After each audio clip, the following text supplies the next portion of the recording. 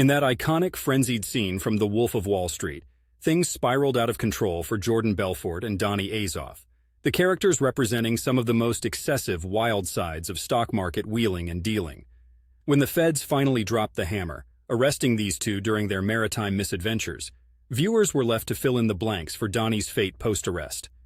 It's worth noting that Donnie Azoff's character in the movie is a somewhat fictionalized version of the real person, Danny Porush. After their seafaring shenanigans ended up with their wrists in cuffs, the characters didn't fare well.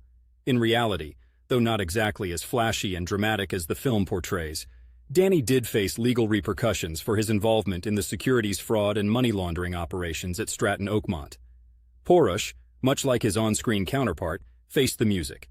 He was sentenced in 1999 and served about 39 months of a 4-year prison term. Following his release, he attempted to leave that wolfish life behind him. Porush pivoted towards the medical supply industry. It seems redemption, or at least a shift towards the legitimate, could be in the cards even for those who once howled at the moon with Wall Street's wolves. While the movie leaves Donnie's future ambiguously open-ended after his arrest, Porush's life gives us a clue that aside from legal atonement, there might be a second act even for those who've danced too close to the fire of financial ruin. It's not exactly the comeback story you expect after watching the extravagant highs and jaw-dropping lows depicted in the film, but it's the kind of twist that keeps you guessing long after the credits have rolled. And, for what it's worth, I'd argue that Danny Porush's story can be as instructive as it is cautionary.